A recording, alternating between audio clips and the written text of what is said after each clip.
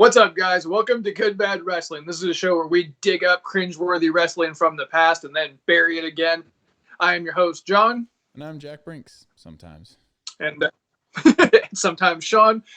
You can find this show on Apple, Google, Spotify, wherever they got podcasts. We're also on the YouTubes. If you're watching us on YouTube, you might have noticed that we got a little bit of an upgraded, updated look. Thank you for putting in that work, Sean. Do my best. What we're going to bring you today is maybe the most good bad event in the history of wrestling. We're going to review night 1 and in another video, night 2 of WrestleMania 36. Yeah, this was something. Just a little preface to you guys. We're trying some stuff, some new stuff, and don't mind if the video cuts in and out a little bit due to the ongoing situation. We are filming remotely, and John is at home, and I am also at home. Contrary to popular belief, we don't live together anymore. Yeah, so please excuse us for any technical difficulties. We're trying to bring you guys some entertainment still, just like the WWE did, considering the ongoing situation. Overall thoughts of WrestleMania Night 1? Yeah, I think it was pretty good. It given the circumstances, like I said before, I think I texted you. I kind of feel bad for the talent because a lot of them were looking for that WrestleMania moment that everybody works for. You hear the horror stories of some of the stuff working backstage and building characters and all that kind of stuff, and they work for that WrestleMania moment, and you can see in some people's faces that moment should have been there, but it wasn't because of no crowd and all that. Others, I think, it definitely had a WrestleMania moment, and for me, in some instances, there were some of the best WrestleMania moments ever. So yeah, I would agree with you. There were some all-time great moments on this show, and there were some all-time lowlights on this show, but they are sort of excused because of the situation. Yeah. So with that in mind, we are not going to harp on the fact that this happened and it didn't work because of the empty arena, or that happened and it didn't work because of the empty arena. It was in an empty arena. Let's just get that on the table and get it over with. So that we don't have to keep harping on that. So the way that this show opens is with Stephanie McMahon basically explaining we're trying to entertain you guys, so bear with us. And then it has the video package, the pirate video package, which I've been texting you and putting things on Instagram about how funny I think the stupid pirate crap has been for the last couple of months, with Roman Reigns with a sword standing next to a murder clown. Yeah. And then the video starts and there's a voiceover that says hey, wait, we knew this was a joke the entire time. But then that same video package went into your serious pump up WrestleMania intro. Really, really strange stuff. Yeah. I wasn't a huge fan of the intro. I think I'm torn between some of the stuff being, it's hard. I'd like to know what stuff was planned to be the way it was and what stuff was improvised for Mania being in an empty arena and having to make a bunch of changes. So part of me feels like the video package was kind of the same thing. I don't know. Maybe it is, maybe it isn't. I wasn't a huge fan of it, but it didn't really affect the show for me for all that much. Yeah, and then the show proper starts, and you have Rob Gronkowski, who is your host. Yeah, he. And I don't really care to talk a whole bunch about Gronk because I don't think that he's a wrestler. Yeah, he's kind of like a douchey bro guy, you know. Are you drinking a White Claw right now? Yeah, raspberry. Yeah, raspberry. Did that come with a children's menu and a coloring book? I don't know what you're talking about, bro, but actually, you know what? You're right. Now is a good time to have a drink. So let me. That's better. That's better. All right. Do you need a second so you can wipe the tears away and cough a little bit? I'm gonna use this proper 12 to get the barnacles off my boat later. All right, so the first match is Alexa Bliss and Nikki Cross versus Asuka and Kyrie Sane. You have basically Nikki Cross showing out in this match. It was a decent match. Nikki Cross held up most of it, and then Alexa and Nikki win it in the end. Not a lot to talk about as far as the body of the match, other than the fact that it went really long. Yeah, I think for an opener, it was pretty damn long, and also I don't know how I feel about the new Nikki Cross, face girly girl gimmick, whatever she's doing. If it leads to an eventual feud between Nikki Cross and Alexa Bliss, then I'm for it. But they've been teasing that for, it feels like, about a year or longer now.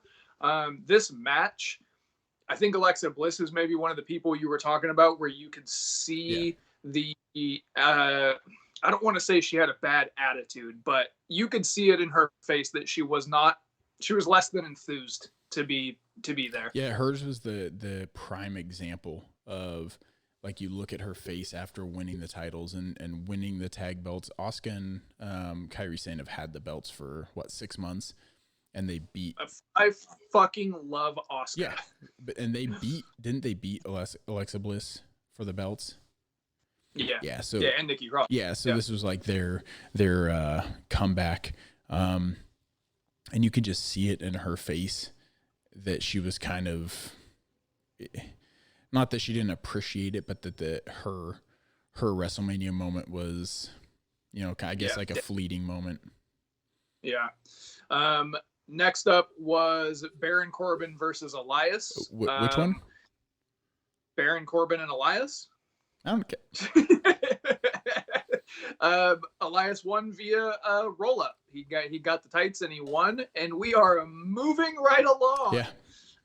The next thing that happened was Becky Lynch and Shayna Baszler. Becky pulls up in her big, stupid, fucking big rig, and then they have like a pretty decent back and forth. It's a pretty standard match. And then Becky wins with the Bret Hart roll-up, which Bret Hart did to Steve Austin when Austin had the $1 Million Dream on him. Becky walks out still women's champion. Thoughts? I don't get the truck. The truck would have been one thing if it had driven into Raymond James Stadium, and that was the first time you ever saw it. But it's been on NXT for about a month now, and I've not seen one positive response to it. Are we supposed to believe that that's her commuter? Like that's what she travels the road with? Like you said, if for a WrestleMania moment, like you're driving in a big, I'm all for it. That's totally cool. Austin did it with stuff. It was awesome, but do it once. Yeah. I'm over the man. I've always been invested in Becky Lynch, the in-ring wrestler.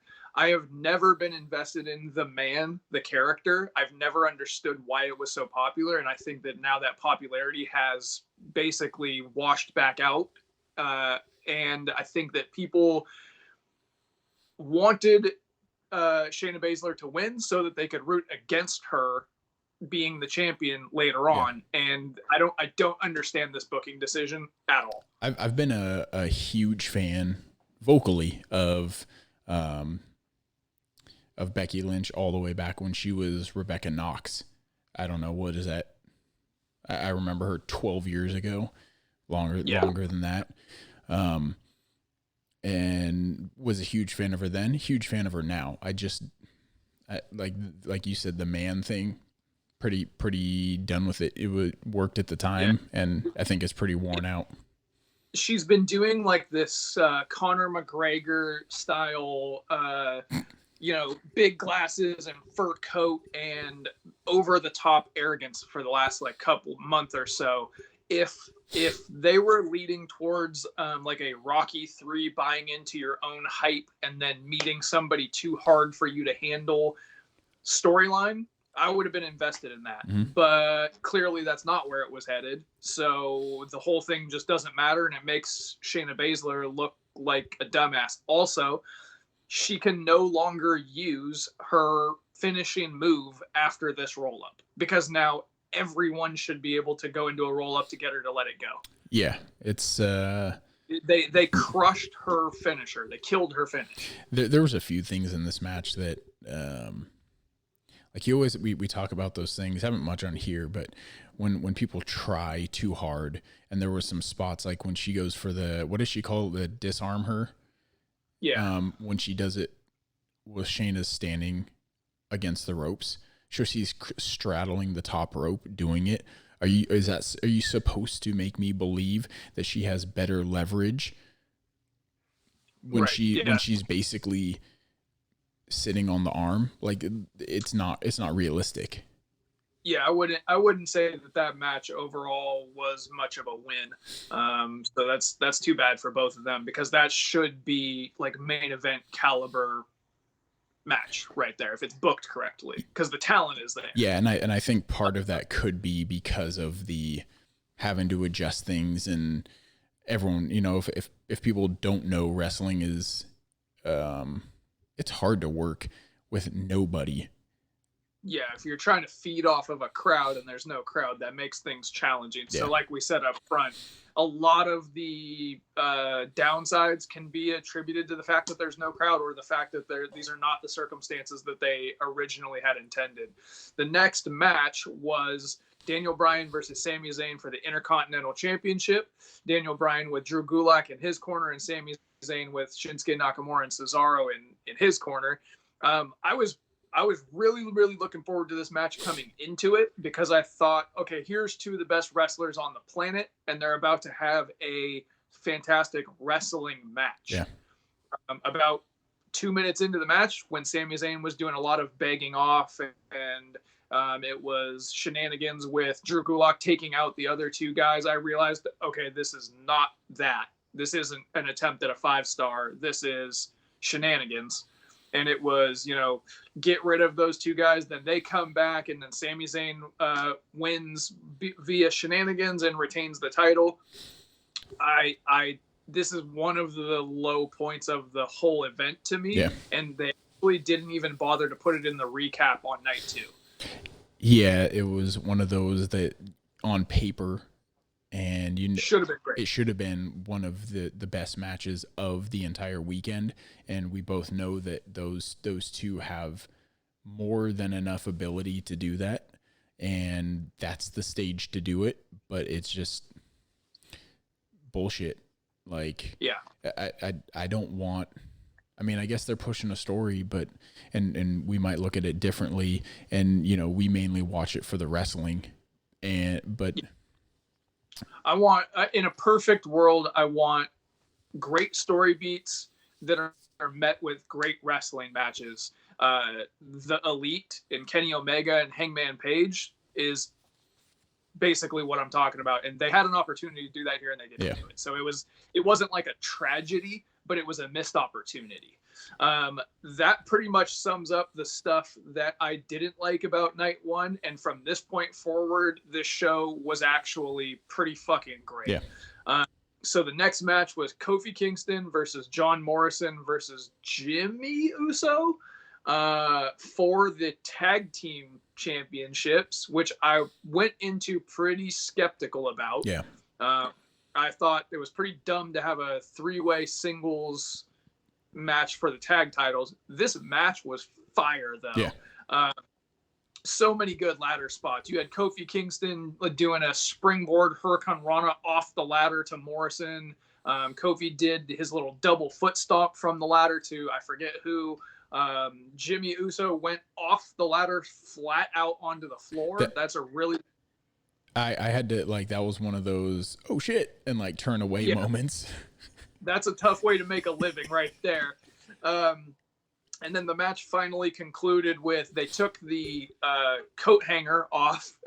Did you think that the coat hanger with the belts looked like it was hanging from the ceiling fan in the PC? I did. I don't... I didn't hear anything about a stipulation of having to take that off, so I don't know why they just don't grab the belts.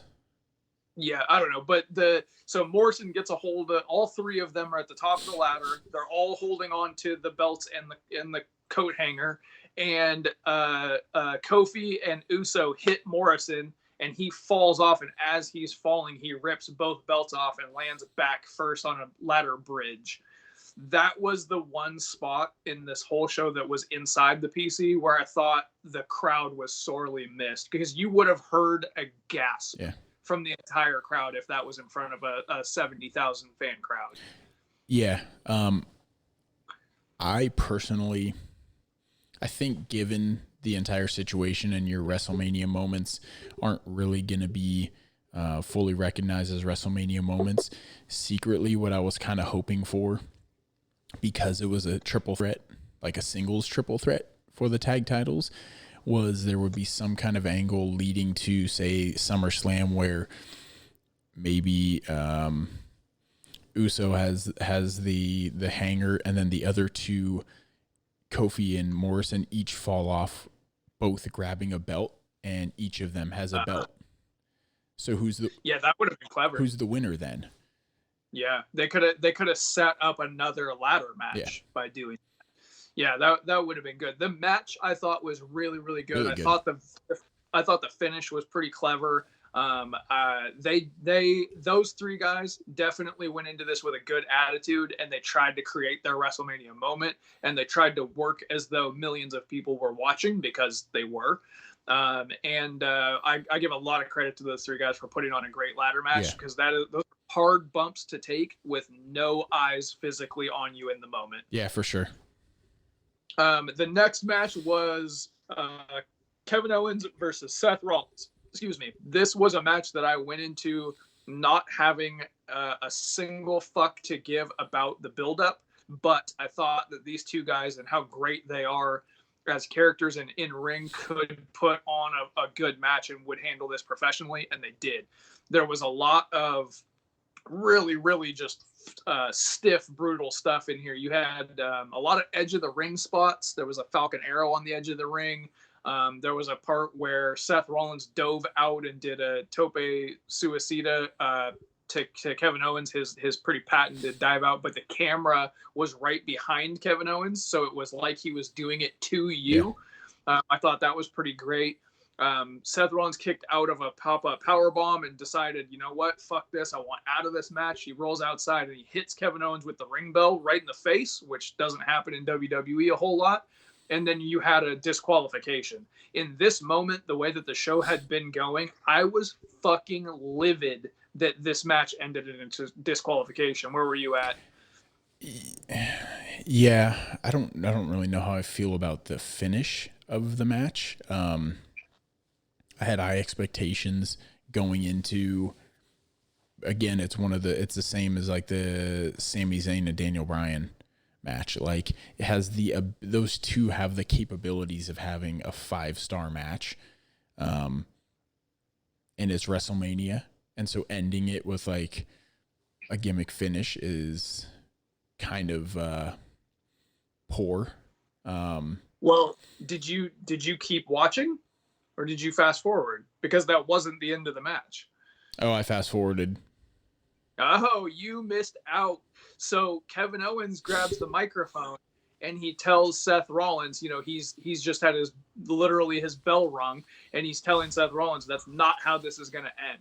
Don't be a little bitch. Get back in here. Let's finish this no DQ. So Seth Rollins accepts the challenge. He gets back in, no DQ. He's kicking the ever-living shit out of Owens, who's already down from the bell shot, and then hits him with the stairs, hits him with a bunch of chair shots that sound like gunfire. And then Owens takes over by grabbing the ring bell and giving Seth his receipt, and he plows him in the head with the ring bell. Seth sells onto the announce table. KO goes behind the giant WrestleMania sign, says, "How's this for a WrestleMania moment?" Dives off of the WrestleMania sign, which I would say is maybe 15 feet in the air, with I couldn't tell if it was an elbow or a senton, but absolutely explodes the table, Seth is selling that he can't breathe. He's like gasping for air. Owens rolls him in the ring, hits him with the stunner, gets the 1, 2, 3, and program over. KO is your winner. If you take it from beginning to end, it was actually really, really good. And that sell of this ended in a DQ got me. I was mad. And then it ended up being a fucking great match overall. I need to go back and rewatch. I was trying to catch up because I've been behind and doing a whole bunch of, as you can see, a whole bunch of computer crap, and I'm an idiot. So it took 10 times longer than normal. So I kind of skip from match to match. You missed a good one there, actually. I actually watched night one while I was paying attention to some other stuff because I wasn't thinking about reviewing it, and I was doing some other things, and it just sort of happened. And I went back and watched a lot of it to see what was up because I heard that some stuff was great, and I was like, what are you talking about? So this was one of the things I went back and watched. I would recommend you do the same. Yeah, I'll probably do that later. The next thing that happened was the Tough Guy Saturday morning cartoon started, and Braun Strowman had a match with Goldberg. Braun Strowman replacing Roman Reigns, who didn't want to be at the event because he's a immune compromised person. Which I think. Hold on, I don't mean to interrupt, but I think you missed one of the most important matches of the entire Mania. Oh. The 24/7 title changing hands for the first time over the weekend. Go ahead. So you got Gronk and Mojo Rawley. Yeah, that's what I was waiting for. Smooth. Gronk and Mojo Rawley doing their I don't know, whatever they were doing. And Ron Killings comes up and asks for shelter. R-Truth, Ron Killings, I don't know, whatever you want to call. Are you and R-Truth that good of friends? Yeah, I'm when he's talking about little Jimmy, not my little Jimmy, but little Jimmy. Yeah, but the stupid Gronk hits him with, and this whole thing is dumb, but this is the little stuff that irritates me that the WWE does is. Gronk hits R-Truth once with like a forearm in the stomach, and him and Mojo Rawley fight over who's gonna pin him, and they still get the 1, 2, 3 after one hit to the stomach. Okay, well, the 24/7 championship is supposed to be a goofy comedy championship. It is a Saturday morning cartoon wacky racist title. It doesn't mean anything. It's just purely for entertainment value. Yeah. The Universal title is exactly the same, in my opinion. The Universal title, if you trace back the lineage after maybe Kevin Owens, so it was what Finn Balor, Seth Rollins, Kevin Owens. From that point forward, it's been a prop. It's just as much a prop as the 24/7 championship. A murder clown had it, and then an old football player had it, and now a backwoods monster man has it. It's utterly ridiculous. So Goldberg and Braun Strowman had a match for the Universal title. Goldberg hit 4 spears. Braun Strowman hit 4 power slams. Braun wins. And we all know that the only reason he was even in the match was because of Roman Reigns declining to be at WrestleMania, which I hear he's getting some heat for. If that's true, that's deplorable for them to reprimand him. Then he holds up the Blue Universal title, and everybody applauds him for this. That belt is a Target prop toy, as far as I'm concerned.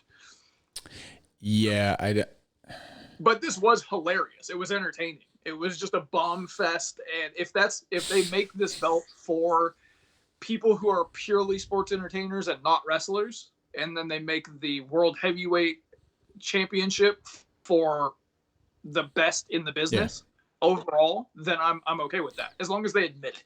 Yeah, because these title changes of like when Goldberg, was it last WrestleMania when Goldberg beat Lesnar? No, it was. I think it was 2 WrestleManias ago. Lesnar beat Goldberg in what, 12 seconds?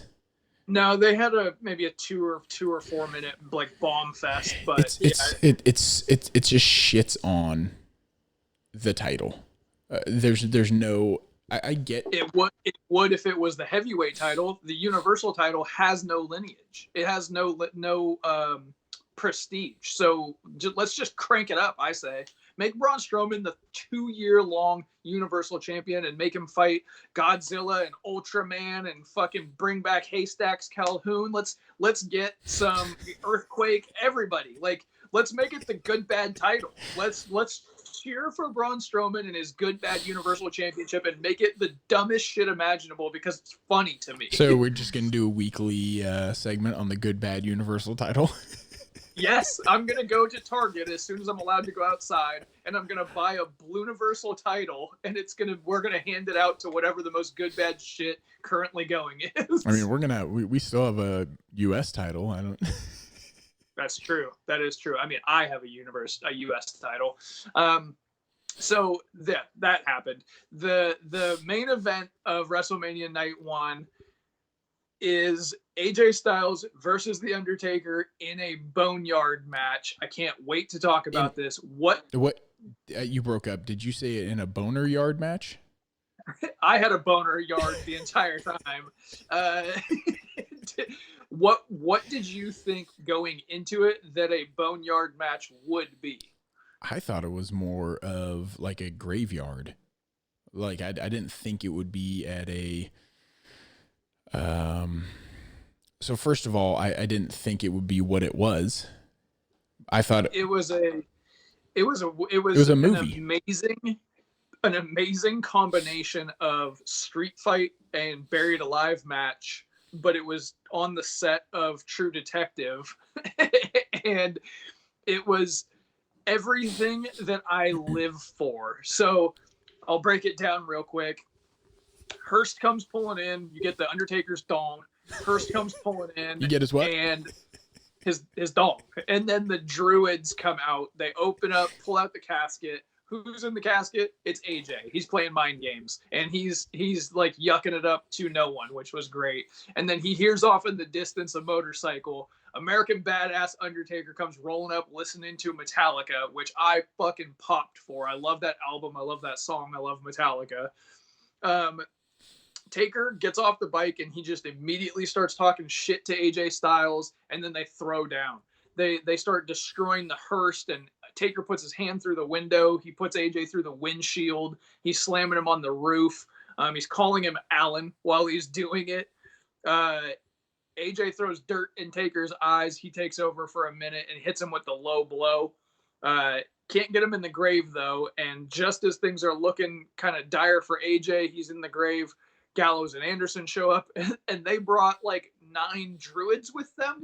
They have druids on the payroll of the OC. Taker has a Bruce Lee fight with a bunch of druids and Gallows and Anderson, wipes them out Bruce Lee style.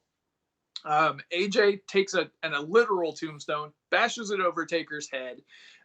Things are looking bad for Taker. AJ tackles the Undertaker through the wall of a murder shed.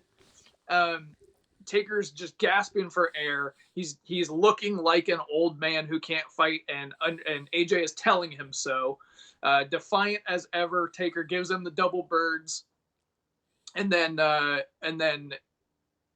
gets the shovel out. Taker gets the shovel, hits AJ with it, and then AJ hits Taker with the shovel. Taker's in the grave. AJ's about to bury him. Light comes on behind AJ. Taker appears behind him. And then from that point forward, it's all Undertaker. Chases him to the rooftop, hits the pyro, murders Gallows and Anderson on the rooftop, off of it, I should say. Choke slams AJ off of the roof. Carries him while talking shit the whole time. What's my wife's name? How old am I? Sticks him, boots him into the hole, buries him, gets on his motorcycle, throws the hand up, whole building explodes, purple laser Undertaker symbol. I have an 8-foot throbbing boner when this thing is over. There were a few things for me that I'll get the stupid nitpick stuff out of the way. Things I laughed at when Taker's rolling in on the bike and he's going through fog, and then 5 feet later there's no fog, and then he goes through a gate and there's fog, and then there's whatever. This is 100% not what I expected, and this was a WrestleMania moment. This is probably one of the greatest WrestleMania moments ever that I can remember. I'll subscribe to that. This is going to go down as maybe, I don't want to have recency bias here, but this is maybe my favorite Undertaker moment in his entire career. This is the best thing that AJ Styles has done in the WWE. Yeah. And it could very well be in a top 5 WrestleMania moments, period. Considering the situation going on, it was such a welcomed bit of entertainment that didn't have any guilt attached to it, like having a multi-man match in the PC kind of does. I went back and rewatched it twice. I have no nitpicks about it. I love every second of it. I love the shit talking going on between 100%. them. I love that Undertaker dropped a hard F-bomb at one point. Yeah. I just, the whole thing, I will relive this multiple times. I'm a kind of macabre, gothic, horror interested person, and I love the darkness of this. I love the good bad of it. I love the cheese of it. I loved every second of it. This is possibly my favorite Undertaker moment, and that's saying a lot over 30 years or whatever it's been. So I was kind of pumped when Styles first hit Taker, threw him in the grave, and he was about to dump the dirt on him. The first thing that popped in my head was Styles is going to win. This is going to be Undertaker's last WrestleMania, last appearance, and I'm 1,000% okay with the way it went out, because he would have put somebody over to build a star who was already a star, but it would have skyrocketed Styles, and it would have gone out with one of the greatest moments ever. It didn't end that way, and I'm also okay with the way that it ended. Taker put something on Instagram. There was a picture from the set of this shoot, and it just said "last ride." So I'm thinking that maybe this is his retirement match. And 2 things about that. One, I think this is something that he couldn't possibly top, given his age and the way his body is treated for him right now. So I think that it's a fitting end for him. And B, if anyone in the history of wrestling deserves to break tradition and go out with a win rather than looking at the lights, it's Mark Calloway. Yeah, if this is the way he goes out, I'm 100% okay with it. If I were him, I would just take this as a happy accident. I think personally, if none of this stuff happened and they had their regular match at WrestleMania in an arena filled with 80,000 people, it would not have been as good as this. I think that there's a possibility that this was the plan the entire time, because that was a built set. That was a set that they had constructed specifically for this. Gotcha. If they threw that together last minute, it's even more impressive. I don't actually have an answer for that. I think details are still kind of coming out. But either way, it worked. Yeah. And I think it's a perfect end for the Taker. I think it was a perfect end for night 1, and I think it's a perfect end for this episode. So thanks for watching this review of night 1. We are also going to review night 2. So keep an eye out for that. We're going to drop them both at the same time. Check us out on Apple, Google, Spotify, wherever they got podcasts, and definitely super kick that subscribe button on YouTube and leave us a comment. Let us know what you thought about WrestleMania 36 Night 1. What did you think of the Boneyard match? And are you a White Claw or a whiskey guy? Son of a bitch. All right. Peace. Peace.